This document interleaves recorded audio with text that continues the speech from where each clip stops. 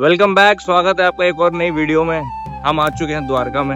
Overnight journey Somnath से द्वारका की करके हम लोग आ चुके हैं और अभी करीबन टाइम हो रहा है 8 बज रहे हैं और रूम थोड़ा सा महंगा मिला है, ऑलमोस्ट 1100 रुपये चार्ज कर रहे हैं, बट रात के 8 बजे तक है क्योंकि 8:30 की बस है अपनी वॉल्वो अहमदाबाद के लिए। तो चलते हैं अब आगे, द्वारकाधीश मंदिर जा रहे हैं। यहाँ से द्वारकाधीश मंदिर चलते हैं, वहाँ के दर्शन करते हैं, उसके बाद चलेंगे बेट द्वारका वगैरह एंड फास्ट भी खोलना है अभी, सबसे इम्पोर्टेंट चीज़। ये देखो भाई, गलियों गलियों में बांके बिहारी के ड्रेसेस और उनकी मूर्तियाँ देखने को मिल जाएंगी। तो यहाँ की वाइब की बात करूँ ना तो काफ़ी सिमिलर वाइब है मथुरा वृंदावन से रिलेटेड, एंड ऑब्वियसली वो भी कृष्ण जी की नगरी, ये भी कृष्ण जी की नगरी, तो कुछ तो कॉमन है।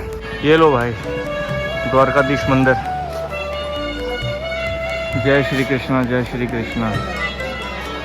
क्या वाइब है भाई, मॉर्निंग में भीड़ तो नहीं लग रही। चलते हैं आगे भाई। यार ऑलमोस्ट 2 मिनट से लेट हो गए, टाइम हो रहा है 8:01 पे।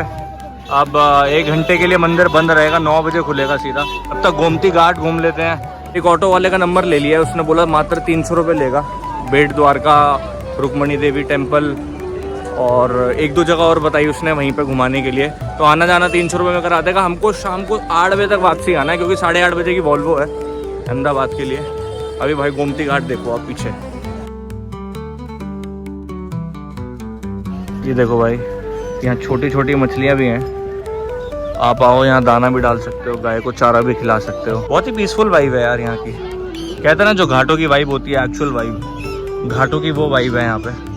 एंड जो गोमती जो थी, गोमती का जो नाम है वो वशिष्ठ जी थे, उनकी बेटी के नाम पे पड़ा है गोमती, और उनके नाम पर ये नदी है भाई। ऐसा कुछ सॉलिड व्यू, और इसी के साथ यहाँ से दिखता है सीधा जो लेजेंडरी, जिसे हम फ्लैग होस्टिंग कहते हैं द्वारकाधीश की। एंड बताते हैं काफ़ी कुछ घंटों में चेंज होता है, दिन में 3 से 4 बार ही चेंज होता है ये। यहाँ के मौसम की बात करूँ तो आई गेस अक्टूबर से फरवरी बेस्ट मौसम होगा यहाँ पे आने के लिए, क्योंकि अभी 8:30 हो रहे हैं और धूप होना स्टार्ट हुई है, तो थोड़ी थोड़ी गर्मी होना स्टार्ट हो गई है। सुबह तो बहुत सर्दी थी जब मैं आया था, हवा चल रही थी बढ़िया मस्त, तो हाफ टी शर्ट में भी सर्दी लग रही थी। तो बेस्ट मेरे हिसाब से अक्टूबर से फरवरी अगर आपको यहाँ पे आना है तो। उसके बाद तो ऑब्वियसली यहाँ पे ह्यूमिडिटी मिलेगी, आपको गर्मी मिलेगी फॉर श्योर। गुजरात तो है ही गर्म शहर। तो मैं अभी बात ही कर रहा था कि जो झंडा है वो चेंज होता है रेगुलर। ये देखो भाई, 8:30 से 12:30 के बीच 3 बार ही झंडा चेंज होता है और एक नया झंडा लग चुका है भाई। ये टाइमिंग्स ध्यान से देख लो, द्वारकाधीश आ रहे हो तो ये टाइमिंग्स हैं। सुबह 6:30 से 8 बजे मंदिर खुला रहता है, 8 से 9:15 बंद, फिर 9:15 से सीधा 1 बजे तक खुला रहता है। उसके बाद 1 से सीधा शाम के 5 बजे तक बंद रहता है, एंड फिर 5 से 9:30 लास्ट है जो खुला होता है, फिर रात को 9:30 बजे बंद हो जाता है। यार दर्शन हो गए, बहुत बढ़िया रहे दर्शन, और अब टाइम है व्रत खोलने का। दिखाता हूँ मैं किससे व्रत खोल रहा हूँ। चाय लिए और एक पोहा लिया है। सबसे पहले चाय से व्रत खोलेंगे। कोशिश थी कि दूध मिल जाए, बट दूध मिल नहीं रहा है कहीं भी, तो इसी से काम चलाना पड़ेगा।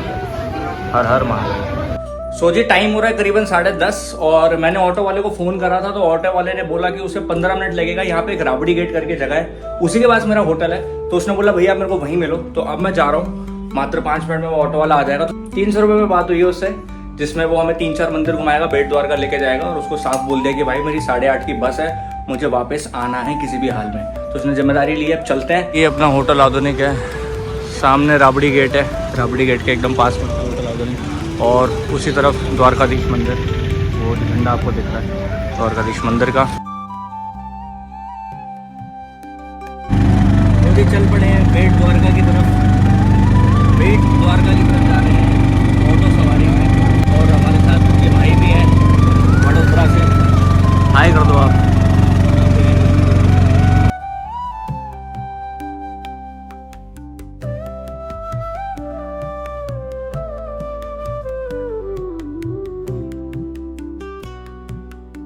तो भाई आ चुके हैं बेट द्वारका, अब जा रहे हैं मेन मंदिर पे दर्शन करने के लिए बेट द्वारका के।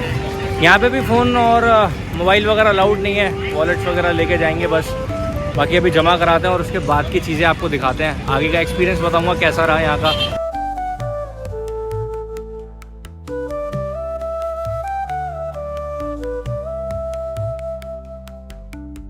भाई यहाँ पर मोबाइल 5 रुपीज़ कॉस्ट है, और सामने सामान घर है, यहीं पे मोबाइल कैमरा वगैरह आप यहीं पे स्टोर करा सकते हैं। सामने जूता घर है, तो सुविधा तो है, ऐसी बात नहीं है। भीड़ भी ठीक ठाक लग रही है, उतनी ज़्यादा तो नहीं है। चलते हैं, अब कितनी देर में दर्शन होंगे। अभी टाइम हो रहा है ऑलमोस्ट 11:42। अब जब वापसी आएंगे तभी बताएंगे आप। ऑलमोस्ट अभी टाइम हो रहा है 12:22, तो करीबन आधा घंटा ही लगा दर्शन में। तो भाई दर्शन के बाद अब टाइम हो गया है फ्रिज मैग्नेट लेने का। एक ये और एक ये वाला लिया है। इनके पास ये वैरायटीज़ हैं, ऐसा कोई मैप वाला नहीं है जिसमें सिटी बनी हुई है, आइलैंड बना हो। नहीं यार, होगा सुदर्शन सेतु ब्रिज पे, बिल्कुल अभी अभी बना है, फ्रेश है। पहले लोग यहाँ से आते थे नाव के थ्रू इधर से। अब देखो इसके लेफ़्ट और राइट में पूरी तरफ समुंदर ही है। अगर गूगल मैप पे भी देखोगे तो एक छोटी सी लाइन गई है जो बेट द्वारका और द्वारका को कनेक्ट करता है। तो ये है पूरा भाई व्यू, कुछ नहीं है इसके आगे, कुछ नहीं है, पूरा समुंदर है। सेम उस साइड भी है, सेम बिल्कुल उस साइड है। ये देखो चप्पे चप्पे पे श्री विष्णु सहस्त्रनाम स्तोत्रम लिखे हुए हैं, और सिर्फ वही नहीं लिखे हुए, उनके साथ उनके मीनिंग, हर अक्षर का संस्कृत में क्या, उसका हिंदी में क्या मीनिंग है, बाकायदा इंग्लिश में भी ट्रांसलेशन है।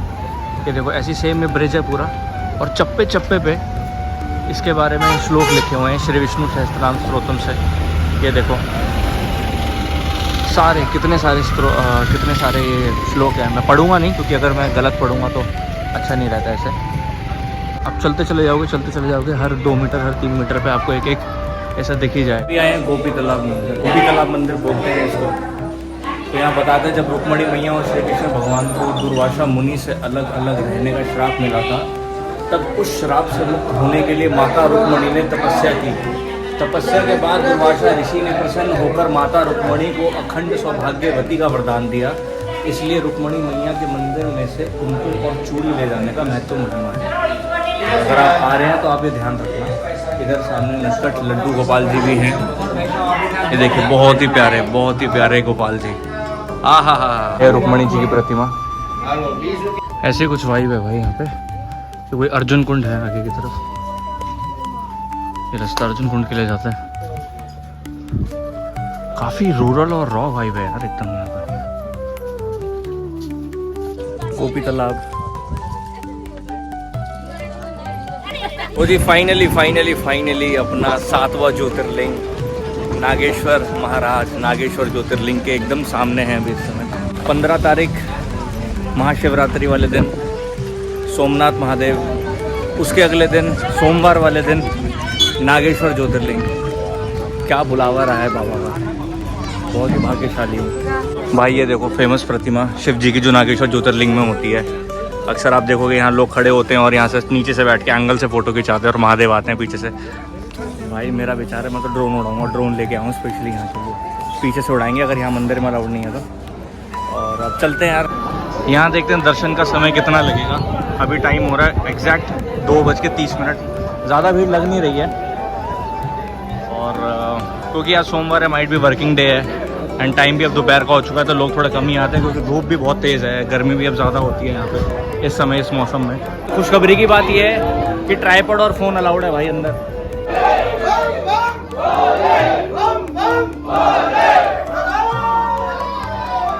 भाई देखो अब यहाँ पे ऐसे सीधा गर्भगृह में जाके अभिषेक भी करा सकते हो। आई गेस मात्र ये दूसरा ऐसा ज्योतिर्लिंग होगा बैद्यनाथ के बाद यहाँ पे ऐसे गर्भगृह में जाके पूजन करा सकते हो।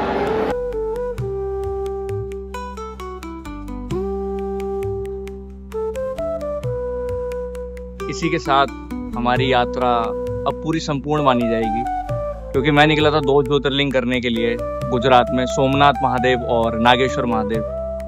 तो नागेश्वर महादेव के भी दर्शन, कितने प्यारे दर्शन हुए और कितनी शांतिपूर्ण दर्शन हुए हैं। कोई भीड़ भाड़ नहीं, कोई रश नहीं, कोई जल्दबाजी नहीं, कोई वीआईपी नहीं। मात्र 15 मिनट लगे और आप दर्शन करने के बाद पीछे आके उनको आराम से देख सकते हैं, तसल्ली से आप अपनी आंखों को सुकून दे सकते हैं। इतनी शांति है ना यहाँ पे नागेश्वर महादेव में, मजा आ गया। हर हर महादेव। प्रसाद लेके अब आ चुके हैं बाहर। अब मेरा मन है यहाँ पे ड्रोन उड़ाने का भाई, कसम से बहुत मन है, पर थोड़ा देखना पड़ेगा प्रशासन का। मैं सोच रहा हूँ मंदिर की बाउंड्री से बाहर निकल के ही उड़ाएं, एंड उसमें कवर कर लेगा। छोटा ड्रोन है, देखते हैं बाबा की आंखों तक शायद चला जाए या जटाओं तक भी चला जा सकता है। लेट्स ट्राई बाहर निकल के।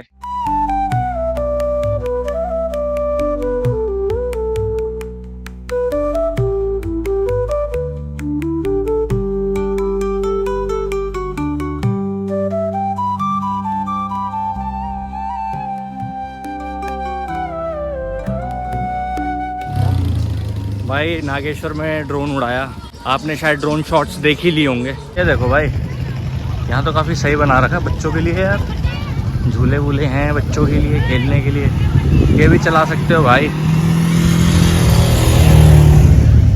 भाई बहुत दिनों बाद बीच पे आया हूँ। लास्ट टाइम आई गेस मैं केरला में था, लास्ट ईयर इसी टाइम पे ही था, फरवरी के टाइम पे ही, जब मैं रामेश्वरम से केरला गया था। तो भाई चलने में इतनी प्रॉब्लम हो रही है ना, एक तो आदत नहीं रही अब, या इतना मैं बीच पे जाता भी नहीं, बीच डेस्टिनेशन पे। यार पानी बहुत ब्लू है, देखो यार पानी वाकई में बहुत ब्लू है।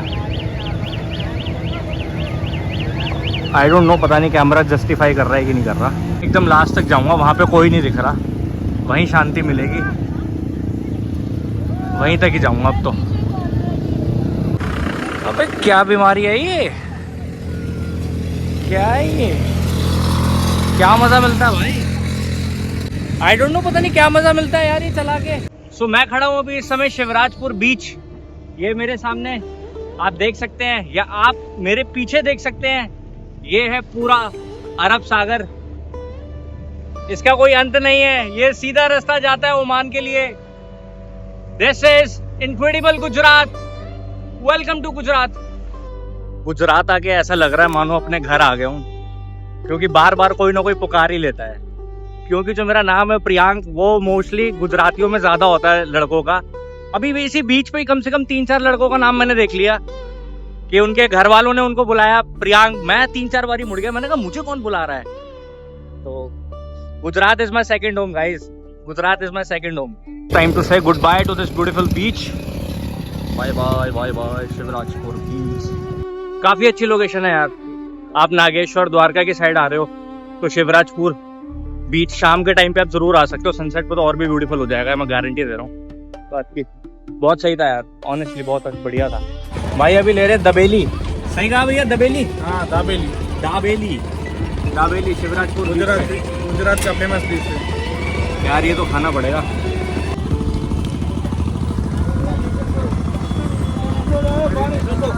सॉलिड। तो जी अपना नेक्स्ट स्टॉप रुक्मणी मंदिर, रुक्मणी देवी जी मंदिर एकदम मेरे सामने ही है। भाई बहुत पीसफुल वाइब लग रही है, यहीं से देख के पीसफुल वाइब लग रही है यार। मुझे ना ऐसे मंदिरों की व्यवस्था बहुत बढ़िया लगती है कि मेन दर्शन का जो गर्भगृह है उससे पहले ही एक छोटा गेट बना रखा है नीचे की साइड में, अगर आप देखोगे तो जनता को पहले ही रोक दिया, उन्हें पता अगर ऊपर भीड़ है तो आप पहले ही रोक दो, ये ज़्यादा बेहतर होता है। इससे ना होप चौप मस्ती है, ना भीड़ भाड़ होती है ऊपर, ना ही स्टैम्पर्ड होने के चांसेस रहते हैं कभी भी किसी भी मंदिर में।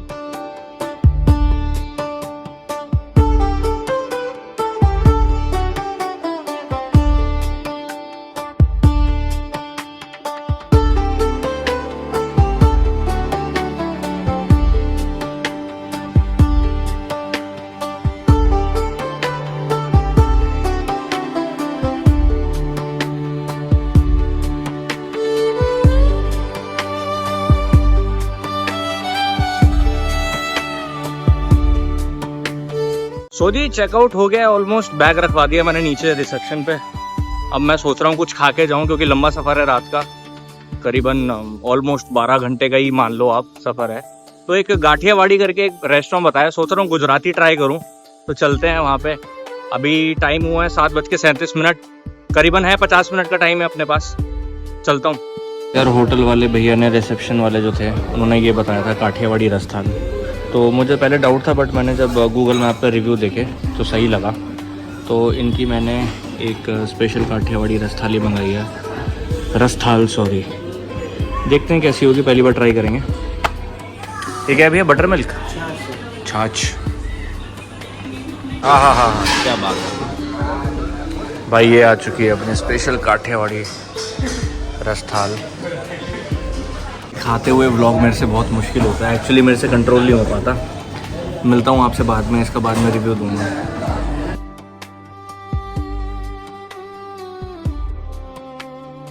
सब्जियां तो ओके है, बट एक दही वाला आइटम है इसमें बीच में, ये मुझे नहीं पता क्या है, मैं अभी आपको पूछ के बताऊंगा। ये भाई बहुत टेस्टी है, थोड़ा मीठे का टेस्ट है इसके अंदर, ठीक है।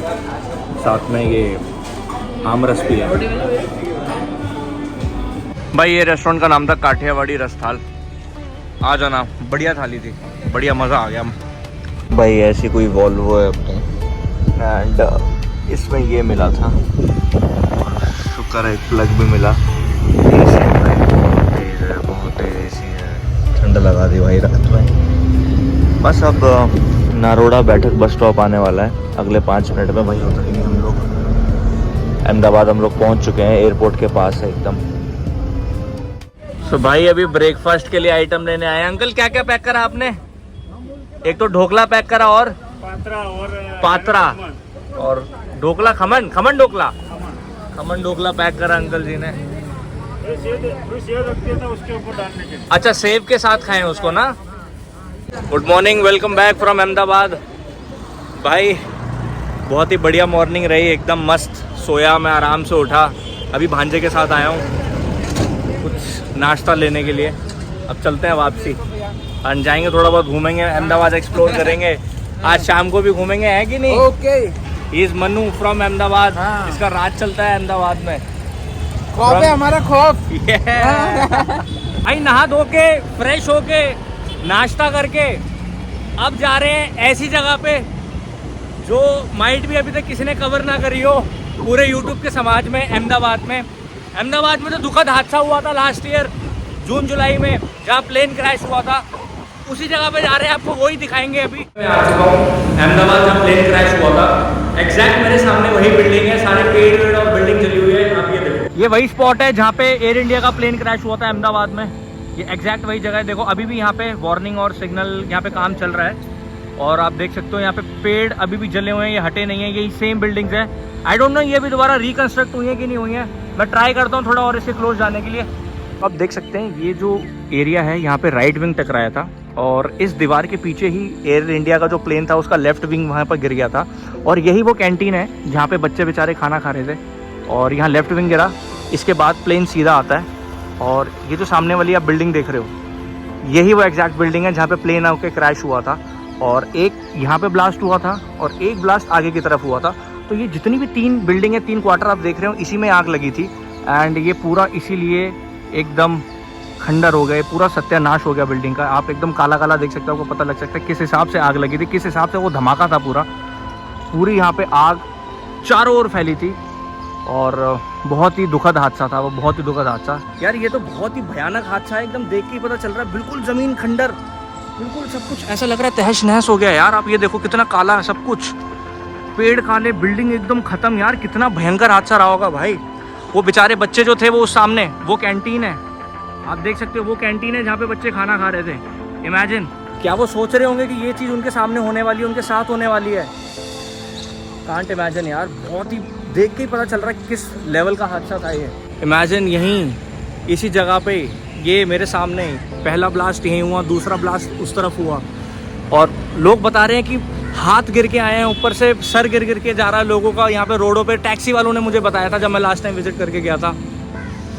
यार एकदम गूज़बम्स है यार, एकदम गूज़बम्स।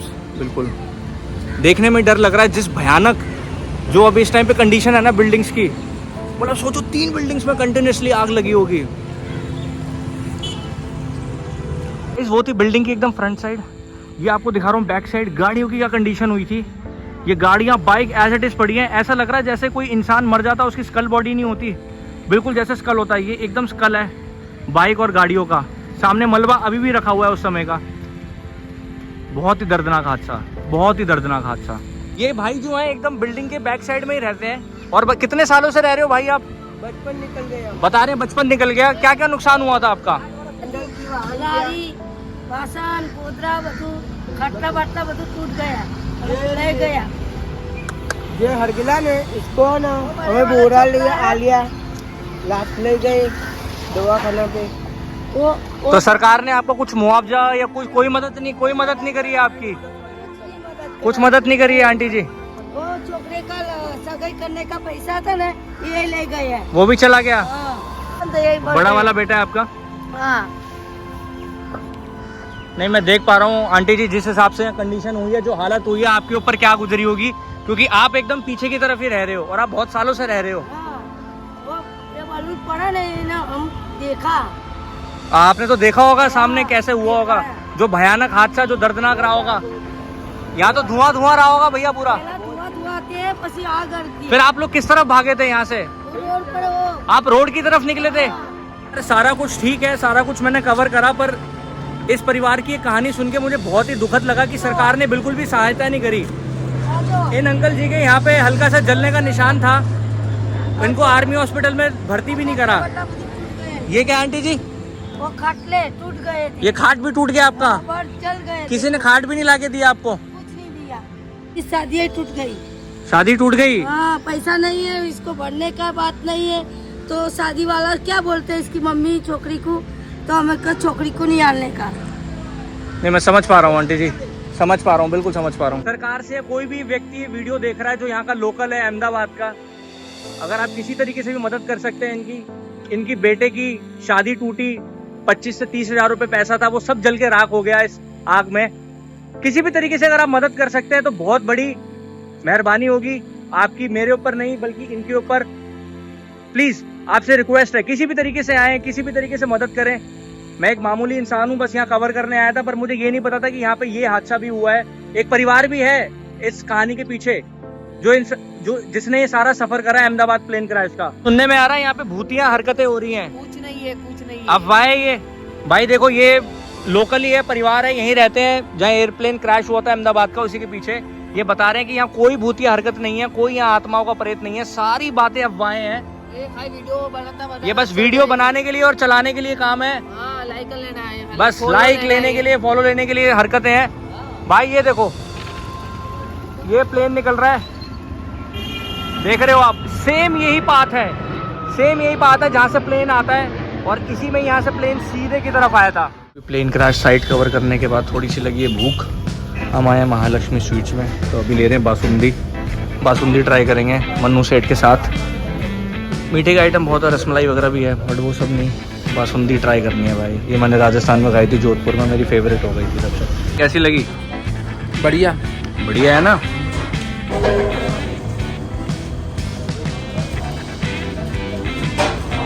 बासुंदी।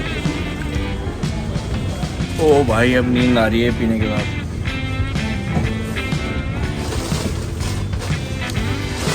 मजा आ गया भाई। देखो ऊपर चल रही है पिक्चर, यहाँ बैठा मन्नू, यहाँ बैठा हूँ मैं, सामने एग्जिट है, सीढ़ियों पे बैठे हैं, यहाँ से हम पिक्चर देख रहे हैं भाई। भाई आ गए चीज मोमोज। चीज देखो, मोमोज कहाँ है? मोमोज कहाँ है इसमें मन्नू? ऑल डेड हो चुका है यहाँ पे हमारा पबजी का, नहीं खाने का। आंखों से आप देख सकते हो क्या नशा हो चुका है हम लोगों को। क्या क्या खाया है भाई? चीज डोसा, चीज मोमोज और पकौड़ी, दूध, मलाई दूध, मारवाड़ी दूध। अब आ रहा है चीज कुनाफा भाई अपना, न्यूटेला कुनाफा। लो सर जी, पूरा खा जाओगे ना? हाँ, आपके लिए तो क्या ही है। इसकी आवाज सुनो गाइस।